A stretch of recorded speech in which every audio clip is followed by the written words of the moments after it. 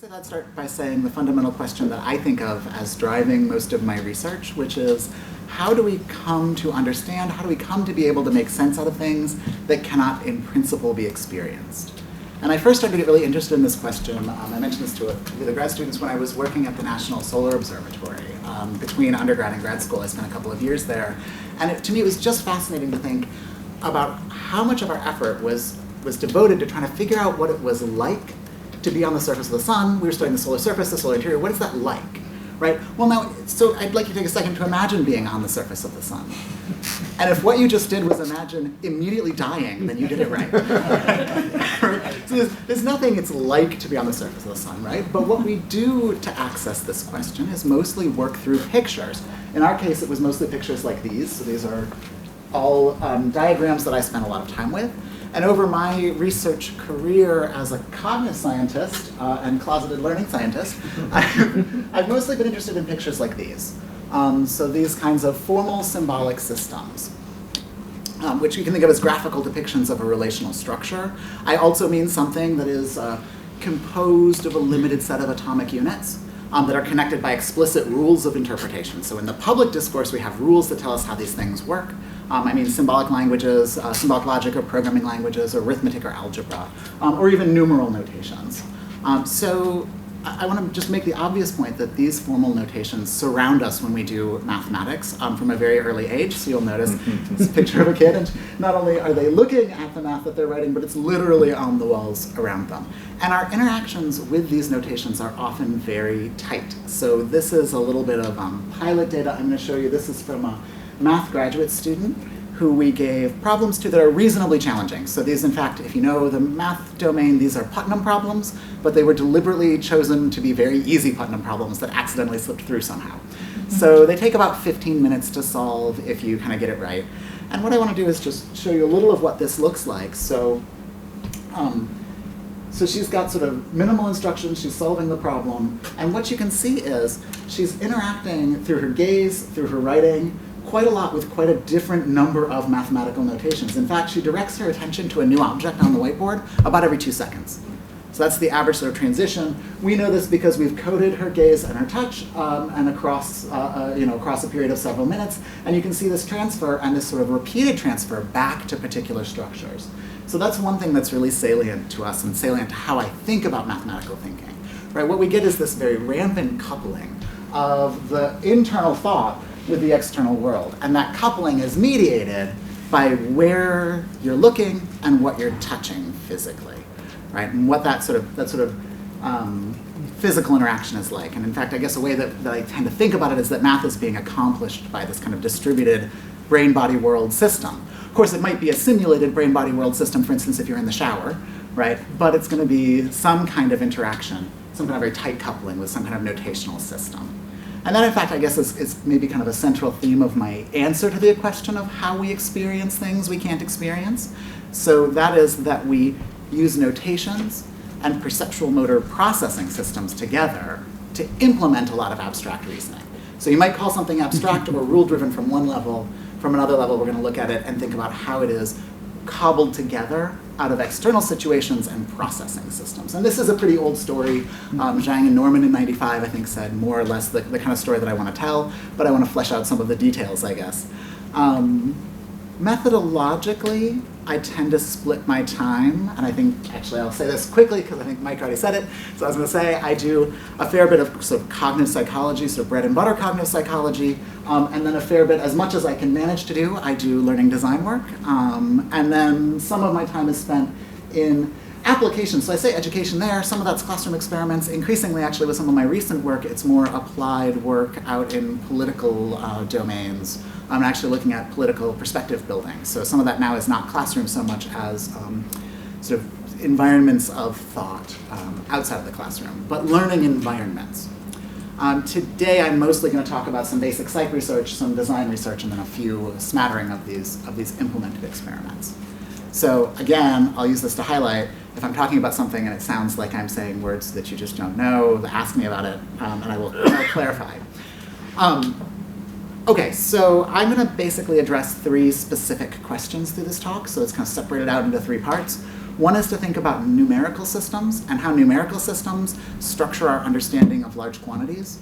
And then I'm going to talk a little about my algebra work and how perception action interacts with formal notations in algebraic systems. And then in the third part, I'll do some learning design, show you some of the designs that we've built and some of the ways that we're using those to explore the temporal dynamics of mathematical thinking. Okay, so let me start out with number notations.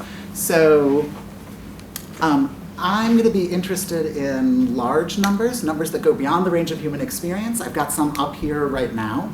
I will take a moment to note that the largest of the numbers up here, most of them are probably familiar from their context. 20.5 trillion is the US federal debt as of this morning. Yep. It's afternoon now. Yeah. And increasing steadily. It's still going that way, right? And yeah, so like a long time ago, Feynman suggested we stop calling them astronomical numbers and start calling them economical numbers. I think that's not a terrible suggestion. But I want to make the point, coming from astronomy, that we do reason really well about these numbers, right? So just to illustrate that, this is a picture of the Rosetta project in which we as a species managed to launch a probe from the Earth and at least land it on a comet 10 years later. And you know, this is a much harder task than it looks like here because all the scales are wrong. So the size of that comet on a screen, yeah, about this size, is about 0.1 angstroms. So that's the scale of the task that we are accomplishing pretty successfully. On the other hand, we also reason very badly at times about numbers in this range. So I started to get interested in this when the governor of my state at the time, Bob McDonnell, along with a number of politicians, were making statements like, we need to start cutting public television funding. So Bob McDonnell, for instance, said, we need to cut public television funding. This is a smart, practical budgeting decision to make Virginia's government smaller and more efficient and save taxpayer dollars. Okay, yeah, good. So the budget shortfall at the time was $6 billion, and we spent $424,000 a year on public television. To put that into context, I'll just say the second of these, you could balance the budget by doing a cut that size every day for 40 years. Right? So whatever's going on here, it's not a smart, practical budgeting decision. Right? And the question is, what does it tell us about how people think about these quantities? And I guess I'll just point out, part of the answer probably lies in how we deal with small quantities. So with small quantities, psychologists have documented a whole bunch of these basic systems that we have for noticing quantities in the world, for experiencing them. For instance, you do not have to count to know that there are fewer dots on the left than on the right. Right? That's obvious from looking at it because you've got these visual processing systems that give you this vague sense of quantity, this highly structured sense of quantity from looking at these collections. Well, what about with large numbers? Could you visually distinguish 10 billion dots from 1 billion dots if I showed them to you? I would love to run this experiment. I can't do it. You can't look at that many dots, right? Well, sort of you can. So right now, you're all looking at a stimulus that has about 50 trillion cells in it, right? But of course, your visual system doesn't make that discrimination, right? And so we do bind these labels to words, these labels to reference, but when we do, they're usually wrong. So for instance, this is a picture from Wanda Gagg's wonderful book, Millions of Cats, in which she assures us that there are hundreds of cats, thousands of cats, millions and billions and trillions of cats. But as you can see, there are 104 cats.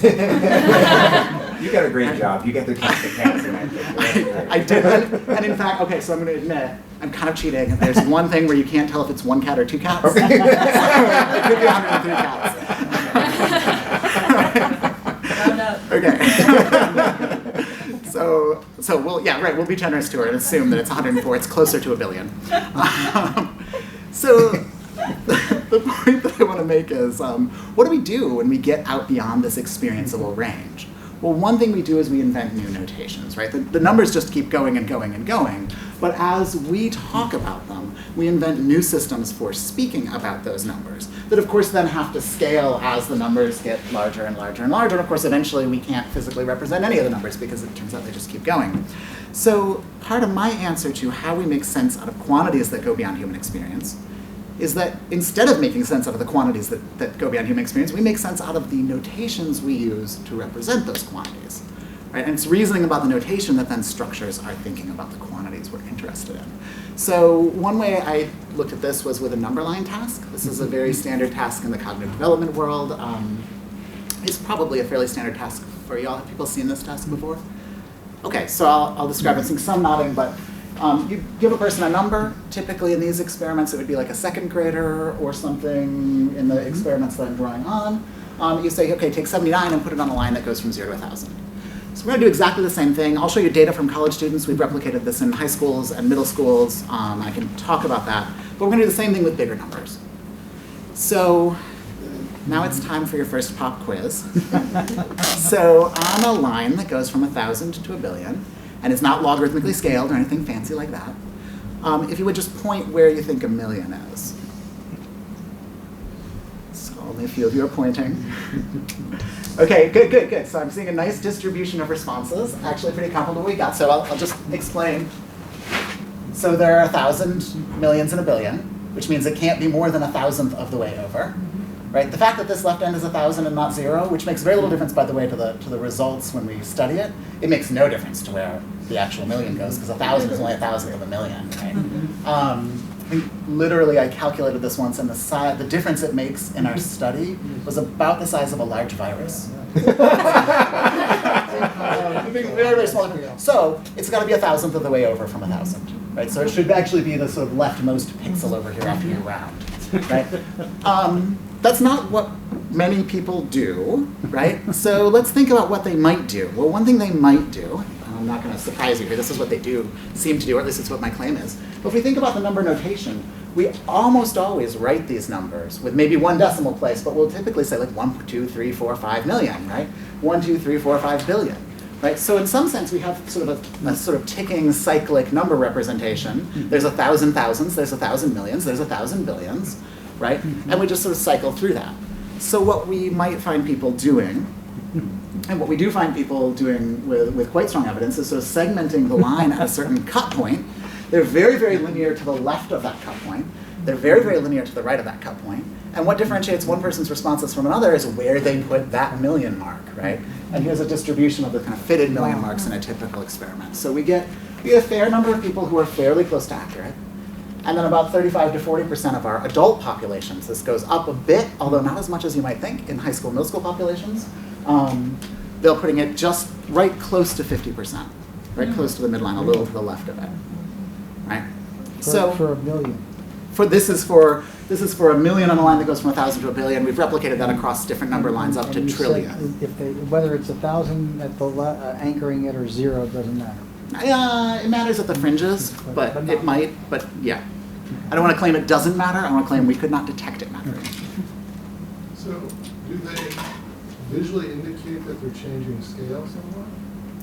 What do you mean by changing scale? So if they say, okay, everything to the right's in millions, everything to the left's in thousands, I've got a little squiggle here that says I'm blowing up the... In these studies... Because some people might.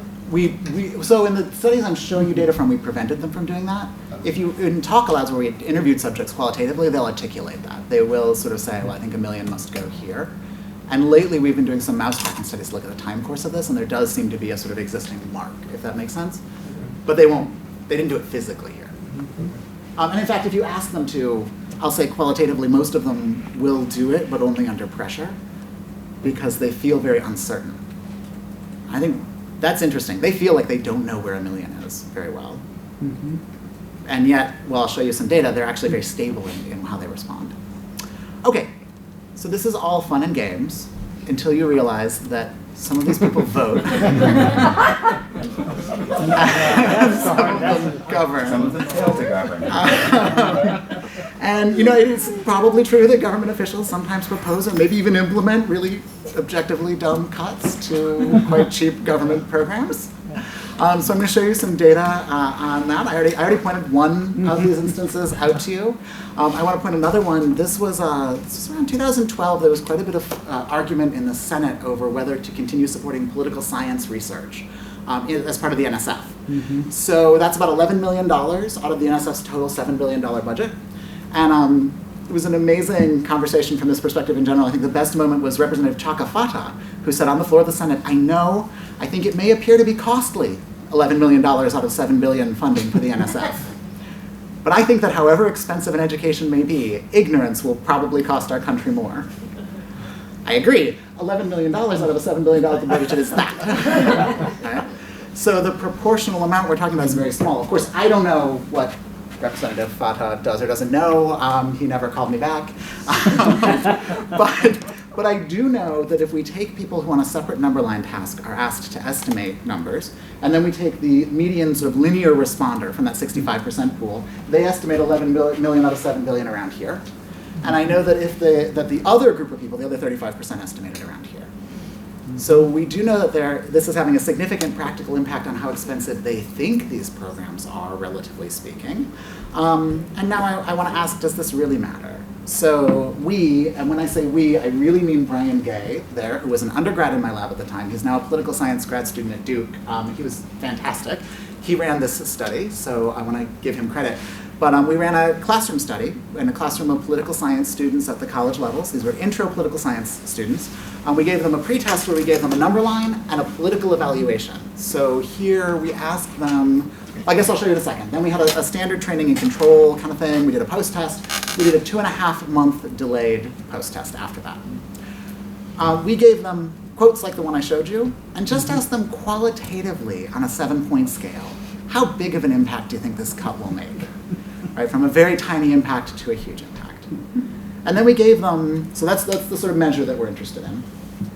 The training was sort of all of the above. We reminded them how many millions there are in a billion. We reminded them how many zeros and what zeros are doing in place value. It was short, it was about 10 minutes, but it was sort of, and then we had them do a number line placement on a piece of string. We actually had them like color a piece of string, and then we gave them the measure so they could kind of be confronted with their own beliefs. And then we asked them to estimate some kind of weird things like, how long do you think it would be? How wide would a million human hairs be if we lined them up end to end? Which I've forgotten. I think it's about 50 feet, in case you're curious. But I don't know. So You you'll mean have to side by side? It's lined up as they are in that picture. Yeah, exactly. Okay. Yeah. Quick question. Did you have any control or note of whether any of the people in your study grew up or were metric system people versus not? Because powers of 10 seem to, and reasoning with that seems to me like something that would affect people's abilities. So here we decided to include only people who had grown up in the US, but it turned out all the students in the class had. So we did not actually exclude anyone on that basis. Okay. But, so this was on people who did not grow up with the metric system. However, I have replicated the same pattern of results in middle school in Iran, and also with a group, a couple of times in India, and we get very similar patterns in those countries at least. Interesting. So, yeah. I was so you can just speak to that. curious, yeah. Okay, and I guess I'll say there are sort of 3 takeaways from this. First is the errors persisted across time. So this is the sort of mean million location from the post-test to the retention test 2.5 months later.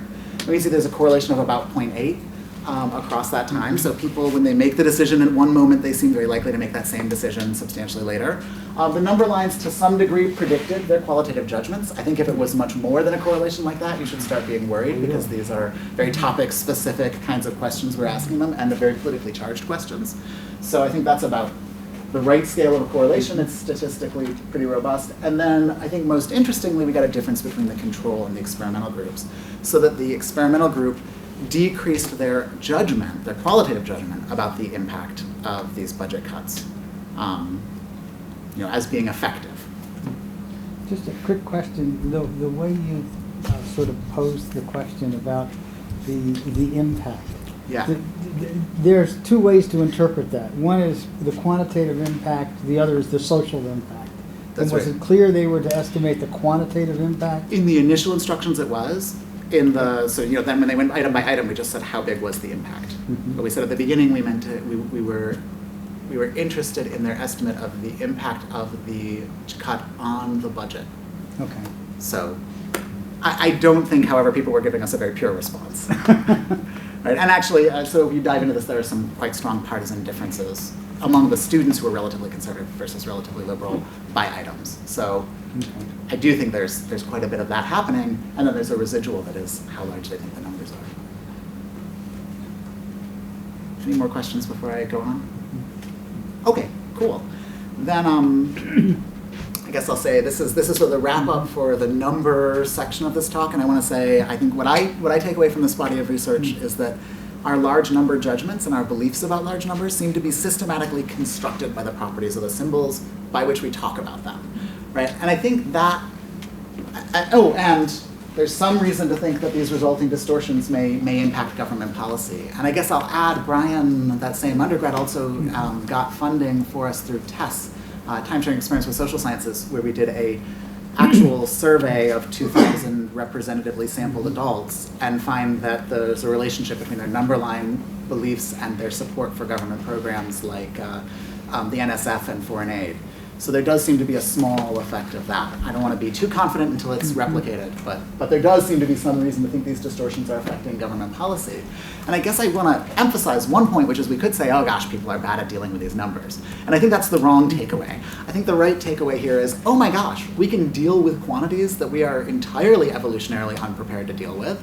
We can work with these kinds of situations that we have very little in the way of intrinsic cognitive resources to cover. And it's fairly amazing. And look, any system you have for seeing something very far away, like a telescope, induces a distortion, right?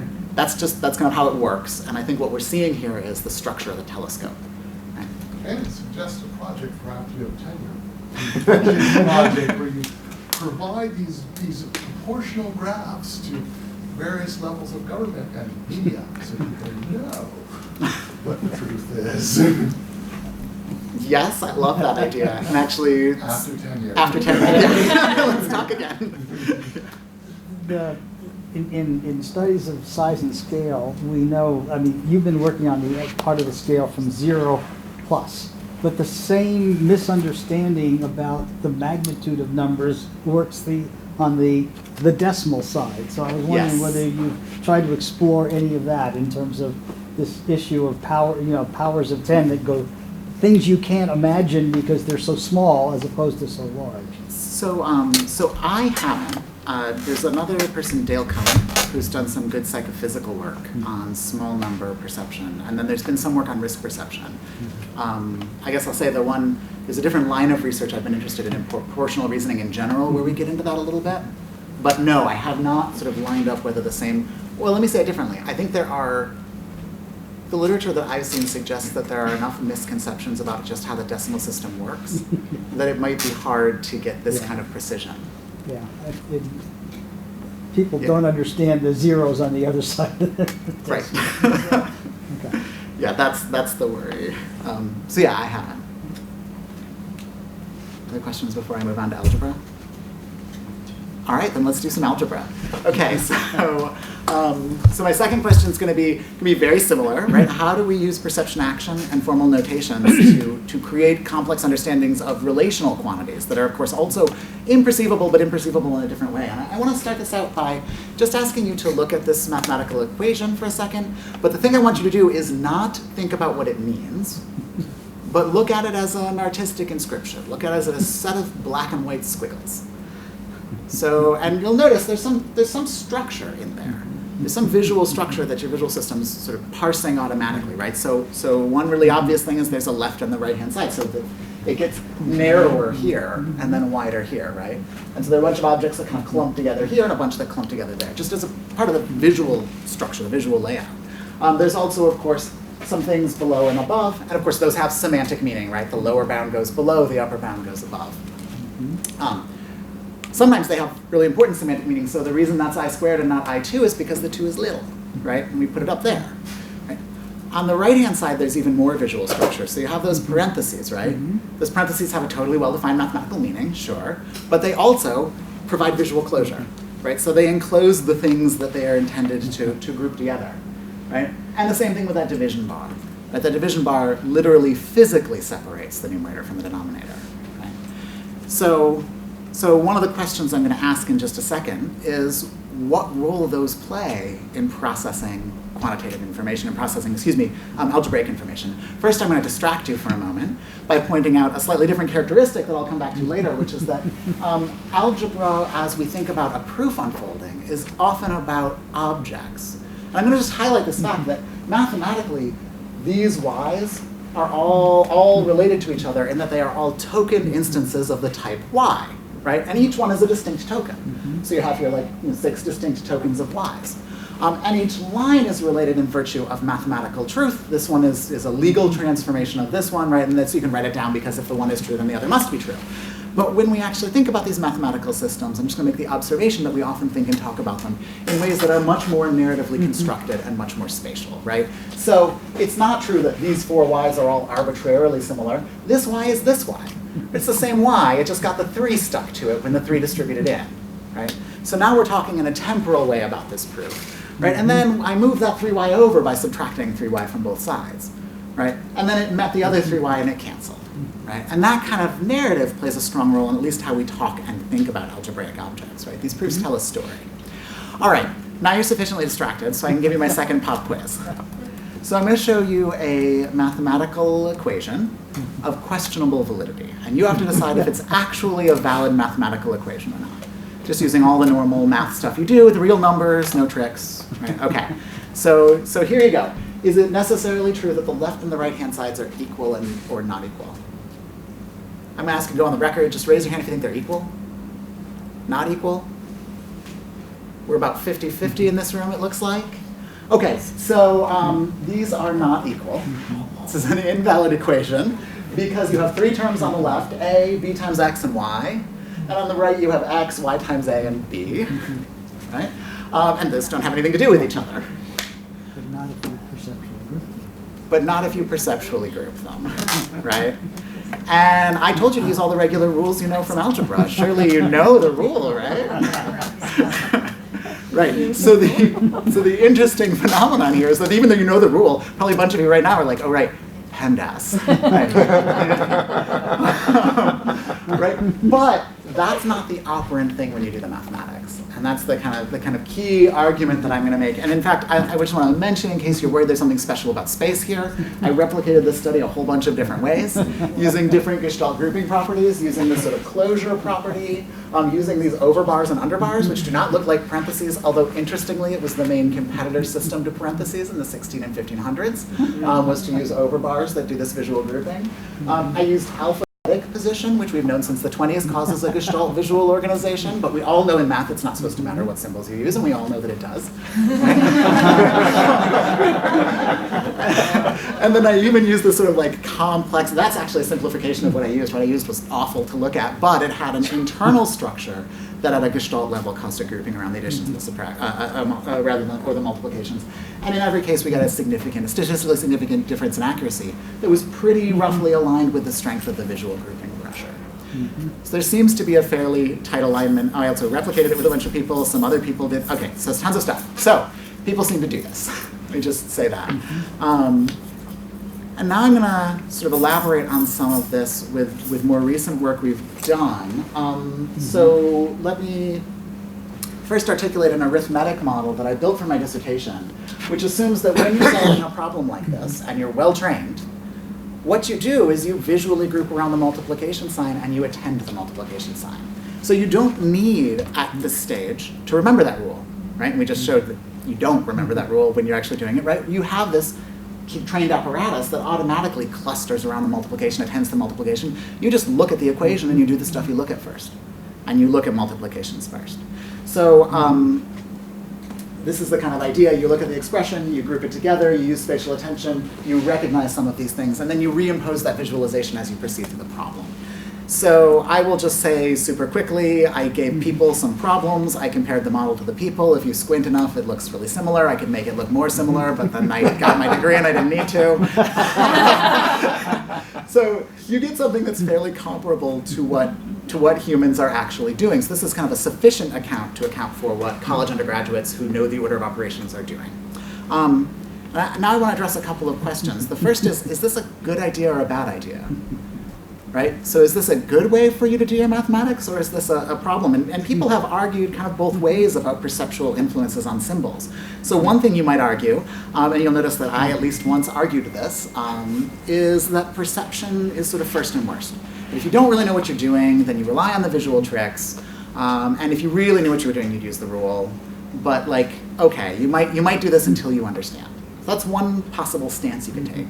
Another stance you could take is that perceptual learning is a kind of learning. That part of what I'm doing when I learn that manual labor of mathematics, when I learned to connect myself to the mathematics, is I learned to see things in ways that are efficient, that use my resources well. I learned to sort of perceive the things that can be used in the expression. So one way that we've explored this was in collaboration with Han van der Maas, who runs a website, among other things, called Maths Garden. It's popular in the Netherlands. So we have a population of about 65,000, 66,000 Dutch school children who did about 1.5 million samples of problems where the spacing was systematically varied to either align with or not align with the order of operations. They go into this website. Most of the problems they saw were not part of our study, but they would randomly select problems, and sometimes they get problems in our study. They solve the problems as fast as they can and then like type in an answer. And if they don't do it fast enough, then they like run out of coins and they can't get new water for their flowers, and their flowers wither and die. I know, right? I know. I find the whole thing really sad. I didn't do that part. But the thing that we could detect is that this is just particularly foil errors, and what we see is that sensitivity to spacing, the gap between error rates on the ones where they were helpful and unhelpful, actually increases with age and experience. Right? Which suggests that early on these kids, and I should say, so these are foil errors. It's not that the young kids were more accurate, but it seems to be that they are less sensitive to the spatial structure, right? And as they get older, they acquire that sensitivity. Right? I'm going to take to be at least aligned with an idea that sensitivity to visual structure grows with age. It's a thing you learn how to do as you get good at working with the system, right? And that, let me just make a case for it, makes a lot of sense if what you think is that to some degree those binding operations are not what you're interested in algebra. You're never like, ooh, I just learned that the multiplication signs connect with each other, right? That's not the interesting content. So if you can offload that content into your perceptual system, then you can be thinking about these higher order properties. Right? So it's an efficient way to sort of process the problem. Yeah? So in your 2016 paper, you point out that it really mattered for people who already had some knowledge of the language of mathematics. I'm actually just about to get there. So the next slide is my 2016 paper. So can we hold on to it? Okay. So yeah, so one thing to point out is this computational model I showed you earlier makes this bare assumption that your perceptual system organizes around the mathematics. And I've shown you that your mathematics is sensitive to the perception, but I haven't shown at this point that the perception is actually influenced by the mathematical thinking. So I have a few demonstrations of this, and I think this is one of the better ones. But this one that I'll show you, which is from the paper that, how many of you read the paper? Okay, oh, so most of you have read this paper. Okay, then I'll go through it reasonably quickly, but tell me if I get boring or you want clarification. So the psychological thing we're relying on is this within object property matching advantage that's been pretty well documented initially with Behrman and her colleagues. And the idea is that if you're trying to determine whether two values are the same or different, right, these usually done as the same different task, you're faster when those two objects, faster and more accurate. The original Behrman result was in response time. When the items you're comparing, here the nubs at two ends of this object, are within the same object than when they're equally distant but across objects. And that's true even when the object is occluded, right? So you've done this perceptual filling in to see this as one object, you still get an advantage relative to this case where they're on two separate objects. So we're using that result as a measure of the degree to which your perceptual system is treating something as a singular object, right? The degree to which you're grouping around that object, if you like. Right? In our case, we're having a color change event, and we're asking whether people are better at detecting that same different judgment, making that same different judgment, and we ask people to be highly accurate. In a mathematical structure, when the color here the objects are presumably being constructed by the multiplication sign.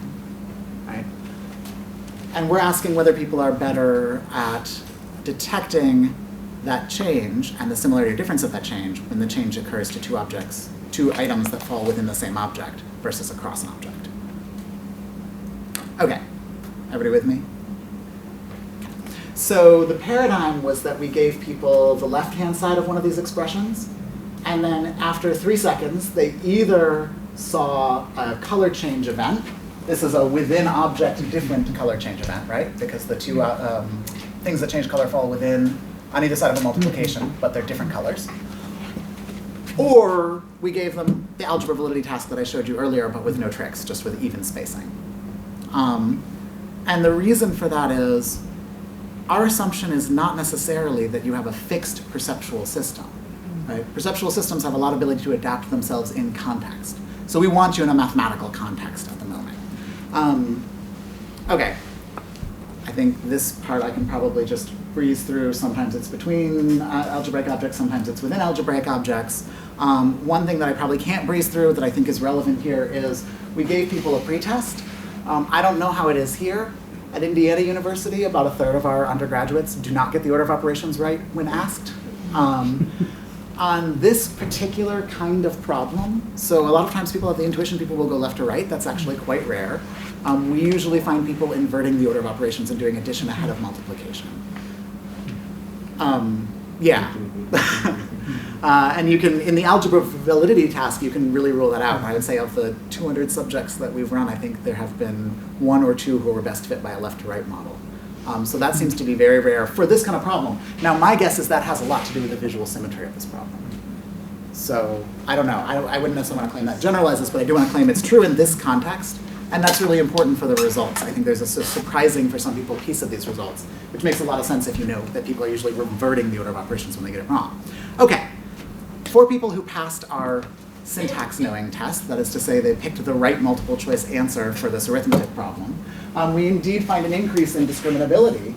We find this within object advantage. They're faster, they're not faster in our study, they are more accurate. They were, I remember this response time judgments, they're more accurate in detecting whether something is the same or different when it's within than between an object.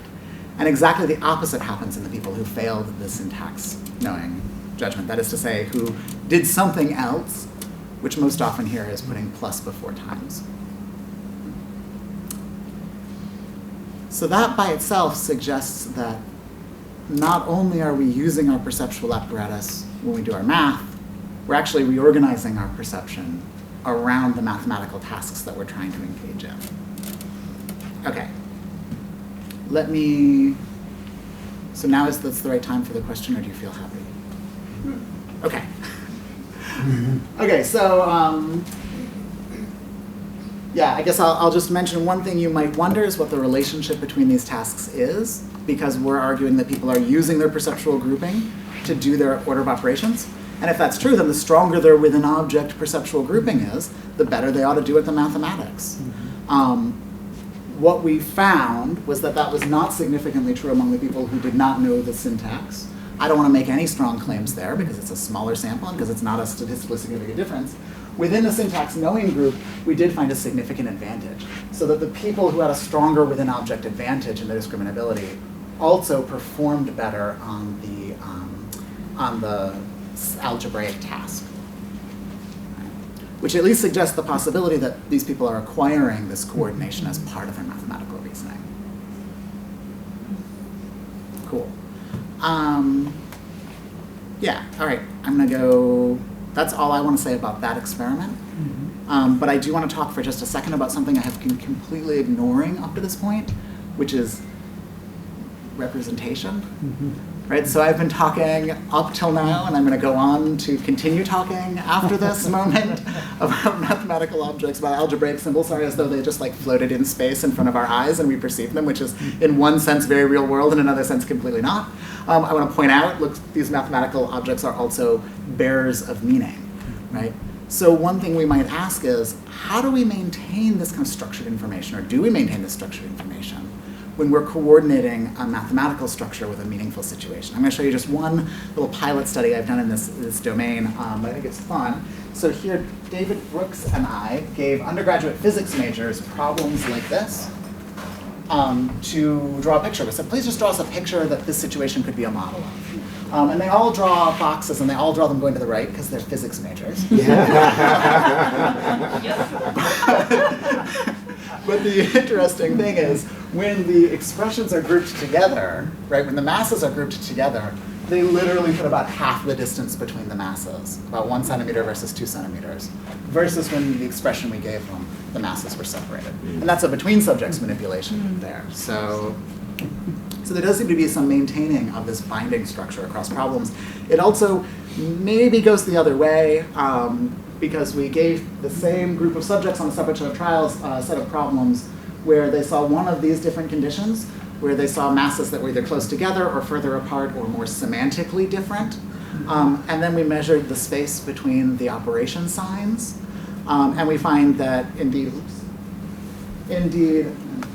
reanimate that, there's more space placed as the objects got more different. They put more space in their mathematical expressions. Wow. So there's at least some indication that there's this sort of tight binding between my notion of similarity and spatial contiguity in a situation and the way that I represent that situation mathematically, physically on the page. All right, so now I'm ready to sum up part 2 here and say I think the overall picture that I'm suggesting is that as we become algebraic reasoners, as we come to acquire these relational structures, what we do is early on in a domain, we learn a bunch of rules. Right? We learn a bunch of things we say out loud in our head, right? A young kid who doesn't have this organization has to say multiply, multiply, look for the time signs. But what that does, what that sort of repeated rule in action does, is it helps us create perceptual routines that we can then rely on, right? And eventually we aren't really, by the time we get at least to moderate expertise, we aren't really relying on those rules. We're relying instead on these constructed machines that are built out of perception and action. And I think at this point we've got at least some indication that may impact the way those basic perceptual routines work, right? That we really do learn to see like a mathematician when we're looking at these mathematical expressions. Now here you use a dot for multiplication. You can also use parentheses. You can also use just, if you have letters, just putting them next to each other. Did you try out different? Yes. So let me see. It depends on the experiment. So in elementary and middle school experiments, we usually have to use the cross because they don't know other things. With the college students, the first time I ran this, I tried using asterisks, and I found out that non-computer scientists don't know that the asterisk means times. So I've used the dot and I've used the cross. The stuff I've shown you here, the basic result definitely replicates across those two. The development one, I'm not sure how many details you want. It's something I worry a lot about, but where we can replicate it using different versions, we've replicated using different versions. Like the Dutch school children, we didn't. Right? That's what they use. You do seem to get very similar properties across the cross and the dot with regard to this, with the caveat that all of these pressures seem to be somewhat weaker in arithmetic than in algebra. So we get really, really big effects in algebra in the validity task, and we get robust but not numerically much smaller effects in the arithmetic case. And there may be something interesting there. Anybody want to follow up on that? I'd love to know more about it, but I have not at this point. So that may have to do with the sign structure, or it may have to do with the kinds of tasks we ask people to do.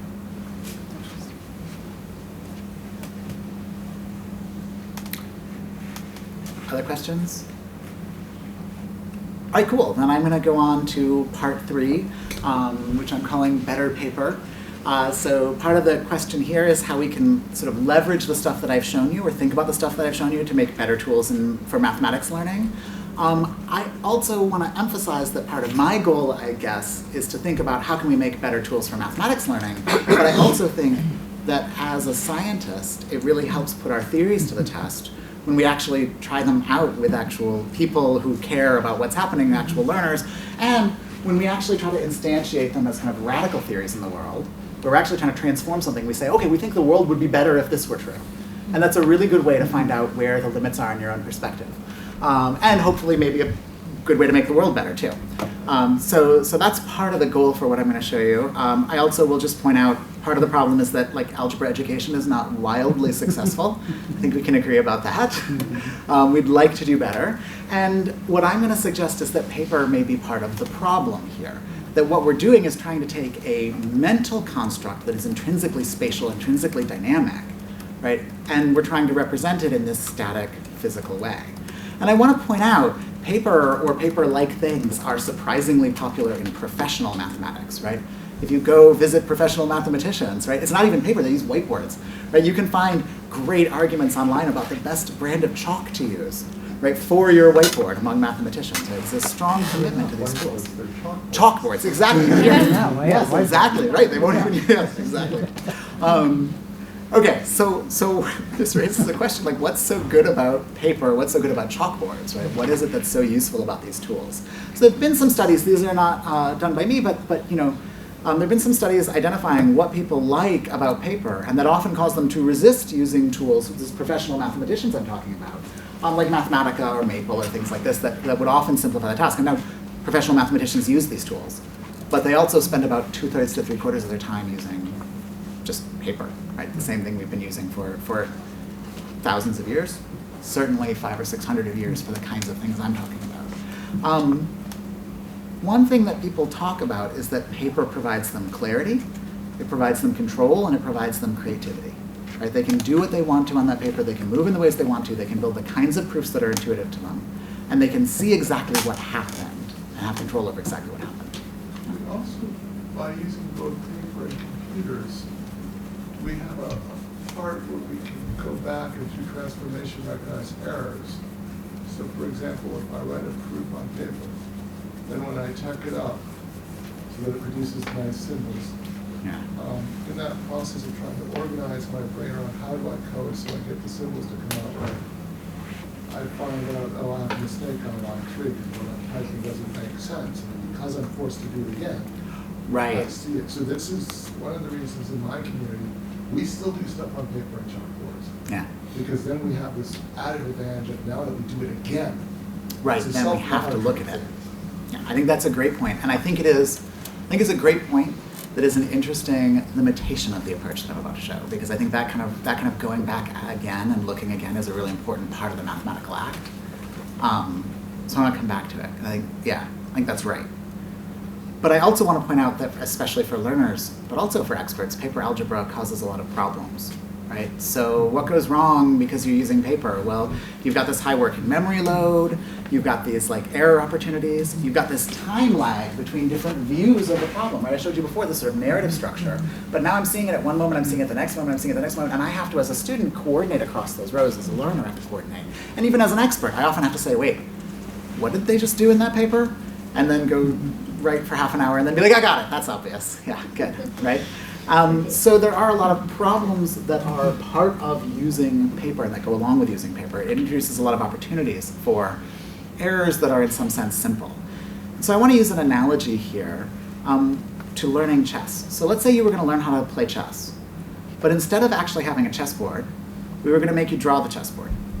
And now if you want to make a move in the chessboard, what you have to do is completely redraw the chessboard from scratch, but with, with one piece in a new position, right? And then, the other piece in the new position. That's okay, that's one move. And then you would do that again, and you would do that again. And now... Did you do a whole chess game? I have to know. No, I did not. In fact, wait a minute. My postdoc drew these pictures. I didn't, So maybe didn't yes. even draw them. Yeah, I don't know. I should ask him. So let me just point out, this might be useful to do sometimes for exactly the kind of reason that you might check and notice things you hadn't noticed, but it would be a terrible way to learn chess from the ground up, right? Why? Well, because you'd make errors, right? You'd move a piece and you'd leave it back behind where it was, right? You would change a piece from one sort to another for no good reason just because you drew the wrong letter, right? There are all kinds of errors that you could make that wouldn't be interesting mathematically, interesting for chess, but you'd spend a lot of time on. Right? And this is exactly what we see over and over again in classrooms, that these moves that are not particularly interesting kinds of errors nevertheless cause us a lot of wasted time tracking them down. Right? You don't make these mistakes when you normally do chess because you normally have a chessboard and you can't pick up a piece and leave it where it was. Right? You can't, replace one piece and have it suddenly turn into another kind of piece because the physicality of the world prevents that from happening. So part of our question is to think about whether we can make algebraic systems that have some of these properties of physically instantiative felt chessboards, but in the algebra case. So the idea is to say, all right, what is the equivalent to an algebra board in the world? So I'll show you our current take of this. And I guess I'll note, this is almost entirely built at this point by Eric Weitnauer, who's a postdoc working with me, and is also sort of trying to market this. So this is the sticker that he had made for us. Yeah. All right, so here's the intuition. We have here kind of a whiteboard space. Should be a chalkboard, it's whiteboard. Space that we can do things like, if we want to, we can draw on it, we can do some of the basic things we'd like to do. We can also take these symbols and pick them up and move the structures. But then we also instantiate these mathematical rules now as physical affordances. So I can pick up this 3x chunk and I can move it to the other side of the 2x. So I get commutativity as part of my physical action. I get the hierarchical binding structure because I can swap the 3 and the x, but I can't move the 3 over here, right? Because the 3 is stuck to the x. So I get this physical interconnection. If I want to do things like factor out my x's, I literally can pick up my x's and drop one on top of the other and get this dynamic motion. So that's freely available software. This is at graspableMath.com. You can go use it. So this is freely available software. This was from an IES-funded project. And let me just show you. So just to point it out, we scale up to reasonable mathematical domains so we can do things like work with powers, right? And we get, the hope is, reasonable physical interactions where reasonable physical interactions exist in this sort of transformation space. Yeah. So you lose the historical trace of a proof if you manipulate it and don't. That is Thank too you. bad. Thank you.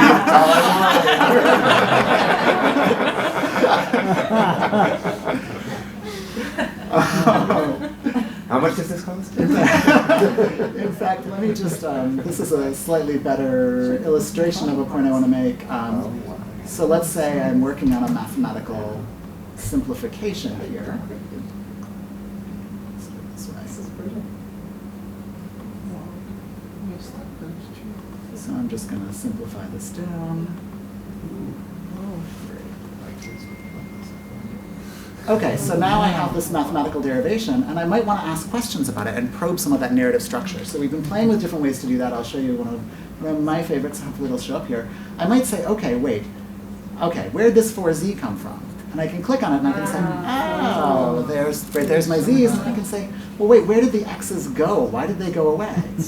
Well, here's where the x went away. And then I can click there and see, okay, so I had 9x minus 3x minus 3x minus 3x, and that's why that canceled out, right? And so the idea is to facilitate some of this work of moving through the narrative of a proof and try to sort of make sense of and understand it.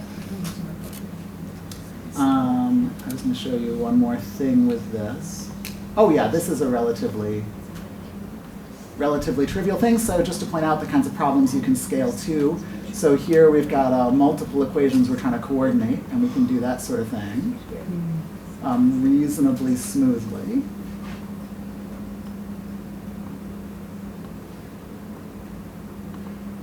There we go. And I just thought I'd make the quick point, so that's sort of solving multiple equations. And I want to make a point. I'm doing this really smoothly because I know what operations to do. If I don't know what operations to do, if I'm a learner, what I'm doing is figuring out, wait, what are the transformations I want to engage in? Separated from the problem of, can I robustly engage those transformations, right? I don't want to dismiss that as a problem. I want to say, look, here we can separate out these two different modes of thinking. And I'll also just mention here we can do things like coordinate with, and this is GeoGebra. We work with a little bit. And you can then check your answer, for instance, by graphing the lines. And to some degree, this will break if I push it too hard at this moment, but to some degree I can even do things then like change the numerical values and see how things changed. And you'll notice not only did the line change, but the actual solution changes also, right? Because it has stored that whole history of the algebraic proof and can now coordinate those things. That's Yeah. I mean, I think everybody in this room can really appreciate that. My question is, what's the entry level for somebody to actually positively interact with this? I mean, it's kind of like, where do you need to be with respect to this domain to do some of the things that you just so smoothly move through and we can appreciate? That is a great question. I'm going to show you some data that we have on this, but I think the answer is that's a big part of the design challenge. A big part of the design challenge is figuring out how to make this very intuitive for teachers. I think, honestly, my guess would be that for children, it depends when you learn it. If you start out learning the system, it becomes very intuitive because you learn it, of course, think about it this way. What was your entry point to algebra? It Too long ago. It probably took a long time too, right? So part of our vision for an onboarding, but none of this has been really tested in the way it should be, is that you would start doing these things at the elementary school level where they were appropriate, where they were useful, and sort of acquire it gradually. And that might be a much faster way than learning. Then, of course, you could do the paper and pencil because you know it looks like this. In fact, I have to tell a story here. My daughter is, of course, the first play tester of this system. And when she was in 3rd grade, she came home. No, it was 4th grade. She came home from a test and she got an A on the test. I was like, hey, that's awesome. And she was like, I cheated. And I was like, what do you mean? And she said, I used gross ball math. And I said, how did you get it? I was like, at first I was like, what? And then I was like, wait, you're in 4th grade, you're in a classroom. How did you get it? She was like, no. I used it in my head. Oh, wow. It's like, okay, that's great. Put that in the commercial. Thing. Right.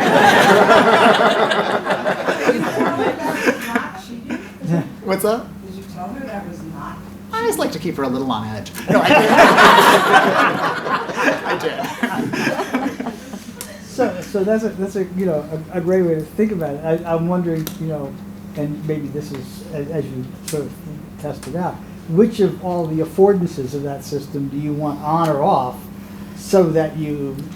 if you think about an acquisition, how many of the different ways in which you can actually manipulate across representations and things like that, would you really want to start with in terms of what's the optimal learning? So for instance, one that we've gone back and forth on is this. So there's this shortcut here where you double click, but you can turn it off, right? And the question is, how do we help teachers and students get to the right level of, oh yeah, this is, enough is happening here that I have power, not so much is happening that I've lost track of what's happening. Yeah. Right? I think that's a very interesting place to navigate. So here you can see we're doing like this distributive properties, double distributive property, but all in one step. There's another great example of that, which is, I skipped over this earlier, so I take this 3 and I move it over, and in the version I've got, I can do that, right? And that, when you are just starting out using the system, What? you don't want that turned on, right? It's quite baffling. But once you're good, you don't want to be like, oh, now I've got to move everything over to one side, Right. right? So that's a very important power to have. So yeah, titrating that availability of action is part of the design challenge. It's almost like a hierarchy in terms of sophistication, where you're right, you're jumping steps because you can envision move 3 moves down, and you don't want to have to go through all of the writing it out, right? Exactly. Yep. Exactly. One more thing. So as part of our pilot study, we ended up including this feature. Let me see if I can get to it. Change to work mode.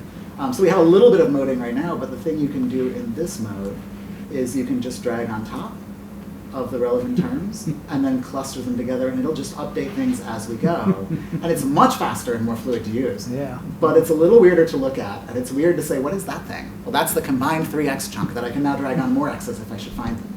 Right? I can take this 5y, I can drag it on top of here, I can drag it on top of here, and I could just keep going. If I had 20 y's, I could and that's much faster once you're good, and harder to acclimate to. So I think these are, tell me how to do it.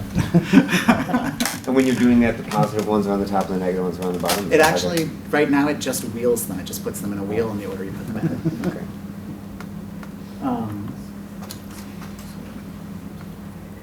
Okay, so I don't know.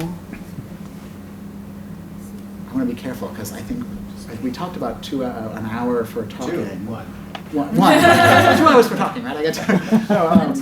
So I don't know. I have more stuff I can show you, but I also like the conversation. So which way should we?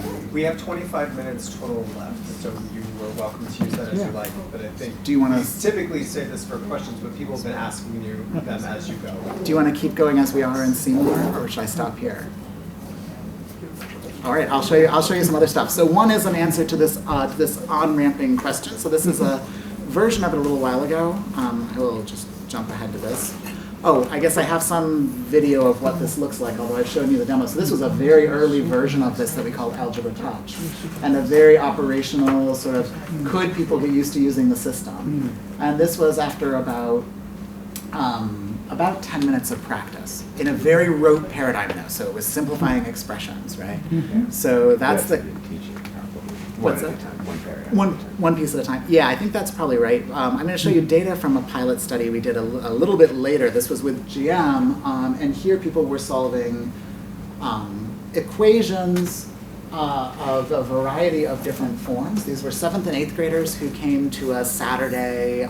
So this was in Richmond Public Schools. They have these Saturday breakout sessions for high-performing math students in low-performing urban schools. So that's the group that we're talking about. We had them for half the day, and we gave them about 15 minutes of training in GM, at which point they were looking at it and they were like, I don't know how to work with this at all. Right? This is amazing, but then they tried to play with it, it was quite hard. Then we gave them 20 algebra problems. And the way we set this up, and I think for this group, who was sort of high performing, they were there to do math on a Saturday, this was a really, really nice design. We divided them into 2 groups, the blue team and the red team. And we said, okay, your job is to solve as many of these problems as you can. You solve it, and then you enter an answer in a keyboard. And then if you're right, then you get a point. And in fact, the way we set it up, if they were right, they got a point which was then publicly displayed on the screen, so they could see how many points the blue team had and the red team had. So I will say they got extremely loud about this, as you might imagine. And one of the interesting things that happened was that so originally we assigned them randomly, one group got paper and pencil and had to do the problems on paper and pencil, one group had to use the application. And even at the end of the first study, at the end of the first half of it, the group who had the app were like, well, we won, but we barely won. This thing is so hard to use. I don't know. And we said, okay, well, now we're going to have you switch. And you could hear them mispredict, right? The group that was now going to use paper and pencil were like, yes, this is going to be so much better. And the other group were like, okay. And then immediately after they started, the whole paper and pencil group was like, this is terrible. And in fact, the data bear that out. So if you look at the number of problems that they successfully solved individually, in 7th grade, there was an effect size of about 0.86. Across the grades, there was an effect size of about 0.86. You can see the 8th grade group solved a little bit more, but consistently they're solving more using the application than they are in paper. I want to note this is hard to do. Our original several versions of it did not have this property. Once you were reasonable at solving these problems, you'd still be faster at paper and pencil because of these issues of how do we balance the number of opportunities you have versus the opportunities that you need.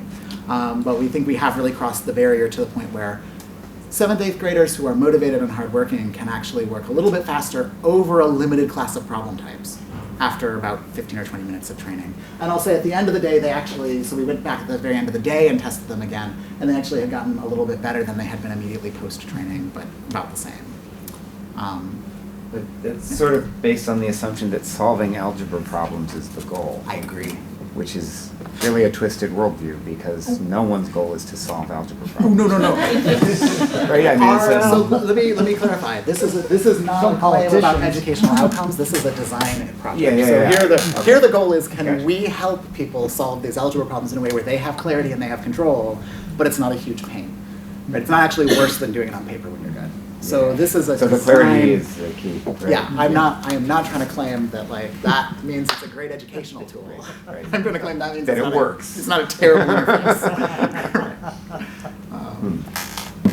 Yeah. But so to that point then, do you have measures of their understanding of mathematical concepts related to the use of the tool?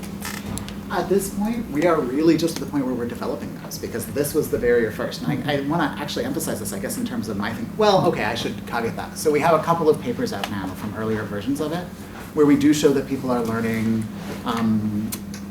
sort of to some degree conceptually and certainly procedurally off of earlier iterations of the tool. From where I'm standing, I want to argue that most of our previous evidence, I wouldn't take that seriously. Because, yeah, it shows that, great, it's working reasonably well. But I think the tool was not well enough designed and implemented at that point that I don't necessarily think, I think it would be premature to think too hard about the conceptual learning that we're doing.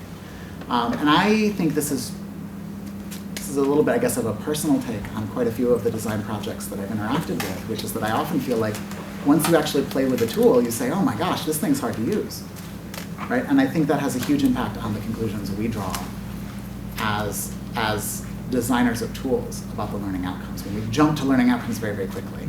Here I wanted to make sure there was a smooth tool that could be used well, that was sort of implemented as designed, before I start fretting about whether it's working better than business as usual. So we've done that, but I want to de-emphasize it. I've done that, And it worked fine. But I guess, I think the real work there is yet to come. And if I understand, if this is a case, well, like you say, this is a design study because they already know the mathematics they need to have to be able to do this, because on paper or It turned out we had hit just about the edge of their knowledge, Okay. so there were problems in that set they didn't really know how to do very well. But yes, most of the problems in that set they did. Yeah, that's right. So this is a design and benchmarking study, as it were. It seems like as an algebra teacher, well, it seems like this tool is really useful for helping you learn how to think about algebra the way we think about algebra on paper. Like, in other words, as a teacher, the trace, like when you showed us how you can pull it down and see the trail of where you've been, it feels to me like that's the beginning point of instruction. So let's play the game and solve the problem. Now let's go back and figure out what we just did, which is where the actual instruction has to come in. Yep, I think that's exactly right. And from that perspective, I think a lot of what we hope to do is facilitate instruction. This is not going to do instruction, right? It's to facilitate instruction Right. by letting you see, oh, this is the thing I'm supposed to be attending to, right? And To help guide constraining you attention. from doing things that you're not allowed to do. Right, and then That's the keeping you that from- constraint seems like the main thing. Yeah, I think post hoc it probably is, right? So I think the three things I'd say, but that's the one that I think actually has a really big impact because of the time that you spend tracking down those errors. Errors. Right. So here you can avoid that. That lets you focus on this higher level of what's actually going on. And then we're trying to build tools that support you thinking about that. So the tracing I think of as a tool that would support a teacher or a student. In fact, I'll say, to my embarrassment, I've learned now 2 really basic things about linear functions I didn't know from playing around with the tracing tool. I could go through those if you want. But the learner can sort of probe in a way that's a little bit easier, a little bit more natural or fluid. So that's an advantage. But it's facilitating doing the thinking and doing the understanding. Is that kind of Yeah, what no, you're it's really, really interesting to me. well, saying? Sure. I was thinking when you were showing the illustration before with the algebraic expression and the graphing of the functions and the changes in that, I was trying to think of that because it strikes me, speaking to Josh's point, that's a case where what you're doing is actually working with the algebra in terms of the meaning of it, of the meaning of the function and what the values are in the expression and how that changes symbolically what it looks like when you graph it. And I was thinking about that relative to something like SimCalc and systems that have been developed to sort of visually represent the mathematics. And in fact, I mean, here you'll notice we're coordinating with GeoGebra, which has that as part of its goal, as a visual representation of mathematics. What they have not had, wait, I'm looking at my thing and you're seeing my, oh, that's graffiti I photographed in Berlin. So, yeah, I think that's exactly right. So part of the idea of working with GeoGebra is that you can start to build that coordination and then have an easy way to manipulate the algebra. And I think what most of the tools that I've seen in the workflow is often, if it's a visualization tool, you do your algebra work over here, then you visualize the outcome that you got. And what we want is for that process to be interleaved and interconnected. It's been so long since I worked with SimCalc, I can't remember. Yeah, I don't know SimCalc's structure that well. I don't remember how that. It's been too long for me. I'm gonna say, oh, you know what? I don't have the picture I want to show actually. So I'll show you all this problem.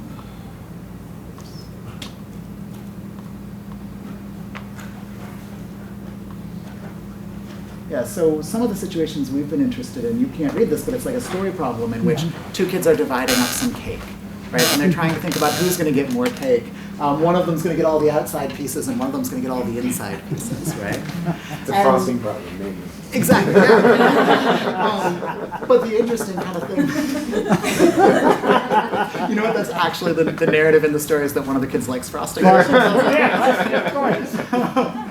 But then, of course, different trade-offs happen as the cake gets larger, right? And part of the interesting thing that happens is if you do the algebra, and this often happens when people are interacting with us, so we've worked on this now in some tutoring centers and use this as a problem.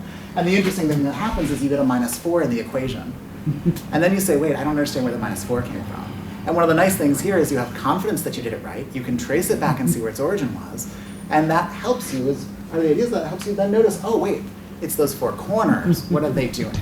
So part of the hope is that we can, and again, I'm sort of this very anecdotal at this point, is we can start helping people ask the kinds of questions they want to ask in a more structured way and in a more confident way where they're like, well, I know that -4 belongs in there, right? I didn't just come from nowhere, I didn't mess up. So I can really focus on why is it there. And that's some situational stuff we're doing. So I wanted to ask about this idea of taking away the possibility for them to make errors as they're inscribing. And it sounds great, but I'm also thinking of Julie Booth's work that we want to give students examples of incorrectly solved problems because it is detecting and interrogating the errors that does productive work for them understanding the mathematics. How does what you're proposing intersect with her results that? Yeah, so I have a two-part answer to that question. The first is, I absolutely think you can have, there are two different groups of kids, right? If you are making errors a lot in the distributive property because you don't understand what it means or what it's doing, right? Then what you need to be doing is sort of confronting and problematizing those experiences, and you probably shouldn't be doing your distribution mass. But then once you're past that point, a lot of kids get to the point where they know it, they're doing it 95% right, but 5% wrong across a 10-step proof means you're messing up something, right? And so it's that gap that I think is where this tool is useful, first of all. So I want to say you shouldn't be doing all your math in this, right? You should be deciding, is this the right tool for the kind of learning experience that I need right now? The second thing, though, is that I think, and this is probably especially true out in the psychology communities, people, when they talk about algebra, tend to be very focused on, can you do one rule right? Right? And that, fine, that matters, right? But the kinds of mistakes you can make here are at a much more strategic, much more tactical level. They have much more to do with the core of what algebraic practice is, right? They're at least approaching what I would say algebraic thinking is. And so that's great. Now we can provide opportunities where students can make those kinds of mistakes in a consistent, coherent way. So I think that Julie Booth's lesson is exactly right? But I think it also lies at this higher level that we can maybe access better here. I mean, it's an interesting, I think you're distinguishing between cases where in actually using the algebra and using it in a, you might sort of say, a conceptually productive way, you're avoiding the opportunities for screwing that up because you make slips. Yeah. As opposed to actual misconceptions or misunderstandings. And those may require different kinds of affordances of the situation to be able to instruct in one case versus, in some ways the slip gets in the way of the other learning you want to go on. Yeah, and this is maybe clarified. So as I mentioned, this is a free tool, so we have sort of users, and some of our most avid users are physics teachers. And that makes sense if you think about for them, they want you to be able to do the algebra right. They don't want to spend their time typically teaching, oh yeah, this is how you factor, right? They want you to be able to do that so that they can focus on these higher level properties, these implications. Right? Really, they'd like to get past the algebra point. Yeah, right. That's a different story. I'm just thinking about, more of a comment than a question, but maybe both, I don't know. I'm thinking about like questions of inclusivity, like how do you make a classroom a safe enough space so that stuff like this is welcomed and wanted by a community that has been conditioned to fight or be competitive or whatever? That's one thing I'm wondering about. And the other thing is I'm wondering, are you familiar with a tool called My Favorite No? No. Okay, so it's this cute little pedagogical thing where I was a teacher for many years. So one of the things that I did in my classroom, a math teacher, was I would have kids come in, write, solve the problem on the board, the do now, and then I would on a little index card, and I would collect them all. And I would say, please don't put your name on any of this. This is not for a grade. I just want to look. And then I would go through the thing because I had the answer in my head already, and I'd find the most common ridiculous mistake on that index card, pop it underneath the dot camera, and talk about, oh my God, this is the most beautiful mistake I've ever seen. It is so breathtakingly gorgeous. Can you guys, let's just talk about why this is so beautiful, because this is a misconception. Let's talk about why, and try to kind of engineer a classroom space where mistakes are wanted and welcome and part of the learning process.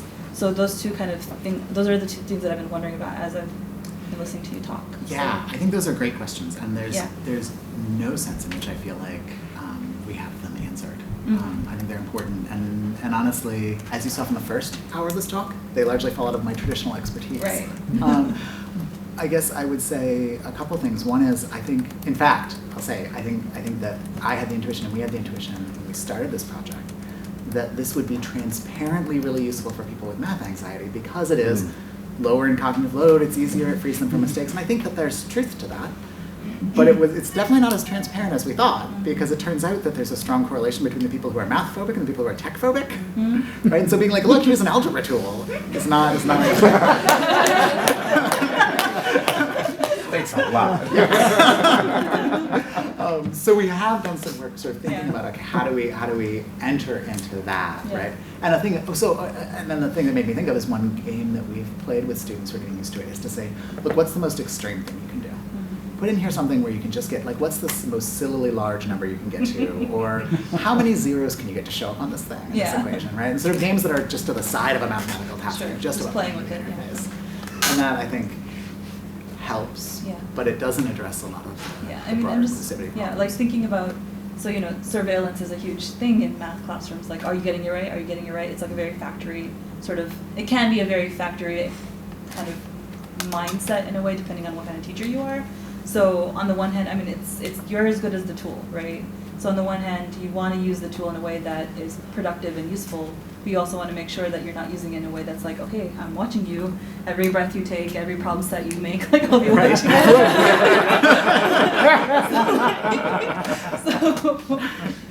Right. No, that's a really interesting point. And it reminds me of the fact that we are, in fact, always recording all the data on it. That was the first thing I was like, this is so Orwellian. So those maths gardens experiments I showed you earlier, where we can now run those, which, yes, plays both ways. I was going to say, and that data is anonymous, except people can save their own files. So they can save their own work, and they do. And of course, the way they do that was with their Google login, right? And so we have to be sort of careful about separating the data that has to be retained so they can interact with the tool, and then we have to anonymize that data before we work with it. But how do our subjects know that we're doing that? Thank you. I appreciate So, it. yeah, it's a very real concern. It strikes me with the trace that it produces, which is sort of, just documenting everything you do.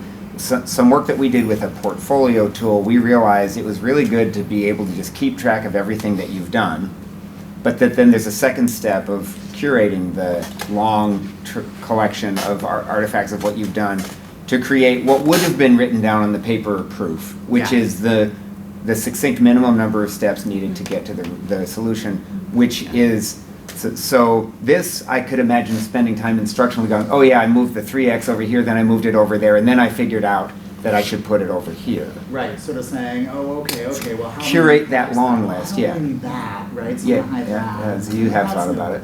Yeah, we've thought a lot about it. I would say it's in our queue. We have some good design revisions to do. Our current design is not great for this. It does some smart unpacking. So when it makes its own lines, it'll make a new line when you do a new operation type. So if you're just rearranging, it'll make one new line for the whole rearrangement. It does some minimally smart things. But then if you unpack it, everything unpacks, and you've got to fold things back together. And I think that's a real challenge. In fact, it's a worse challenge because one of the things we do right now that I think is good is you can often have a step that you did that's a little complicated. If you unpack it, it'll unpack into multiple steps. And that's useful if you're trying to understand what happened. But if you're trying to do this work of crafting a public sort of comment, here's how I solved it, then it's harder. And that is one of our big ambitions. We don't have this really implemented right now, but one of the intuitions is, right now if you want to share your algebra work with your friends, you learn LaTeX, right? And that's really the way, or you do it on paper. But I think there's a potential for a tool like this to be a very nicely self-documenting repository. This is not that. Exactly because of this issue. And one of the things that we felt like we were learning was that the main learning power came in that step between having your trace and having your curated artifact. That in that work, so to give enough attention to the next thing you guys are turning to now. It's really interesting. Are you thinking about connecting this? Oh, sorry. Are you thinking about connecting this to Wolfram Alpha at all? Like, because you know how in there, like for example, if I wanted to know how the proof of the law of cosines or something, right? And I'm forgetting how to actually prove it. I pull it up on Wolfram Alpha, they give like a succinct proof, but I want to really see the whole thing. Is there a way that, you know, I'm not saying that you can do this or what, but like it'd be cool to see a sync between the two where you're like, I want to know how the law of cosines works, and you can see the whole process as opposed to just the final way, the derivation. That would be really cool learning to I'm gonna find out. So let me say, so the current system, the way it is, works with some representations. So here's like the Wikipedia page for linear functions, and you can grab things in and it'll automatically parse them so that they become manipulable. Right? So that if you're reading something and you're like, wait, I don't get how you convert from point slope form to 2-point form, Right. you can grab those in and you can do the manipulations Okay, cool. then in the system. I don't know if we work with Wolfram Alpha representations. Depends. If they use math jocks, we probably do. Okay, yeah, I have no idea.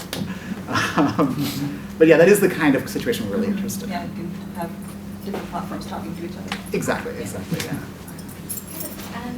maybe a little bit of a stretch from you now, but I think I'm just thinking about, I work a lot with science teachers who are trying to create representations for their students, and a lot of when we talk about sort of developing a facility with a simple system that's sort of in place, and with algebra it's established, right?